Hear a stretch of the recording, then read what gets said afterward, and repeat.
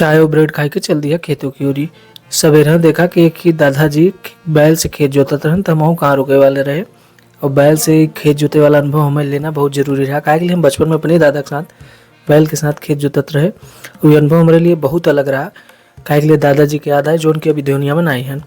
फिर आवा घरे देखा कि अब दुकान के पेंटिंग चालू हो गया, घरे के बाग पेंटिंग कंप्लीट हो गया।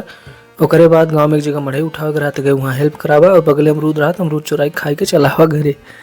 और करे घरे आओ तो सिद्धि आ रहे, सिद्धि ले आ रहे खिचड़ी में करी है, गाय बच्चा दिए रहा, मिट्टू के खिलाओ नमकीन। ओकरे बाद हम चना खावा, चना खाई के इस्तिया के छोड़े रहा घरे, उन्हें कुछ अपन पुरान कपड़ा दिया। ओकरे बाद हम रेडी हो गए और उन्हें ले गए उनके घरे की तरफ छोड़ के आवा। और इस्तिया का काम लगभग कंप्लीट हो गया। आज का शाम काफ़ी अच्छी लगा। मिट्टू के सिद्धि पिया उतरे अपने हाथ में पानी। अब मिट्टू सबके साथ रहा था, सबके साथ खेला था, अपना जब मन का था उड़ा था। आज का ब्लॉग यहीं समाप्त करते हैं। इसे मैं वीडियो देखा, धन्यवाद।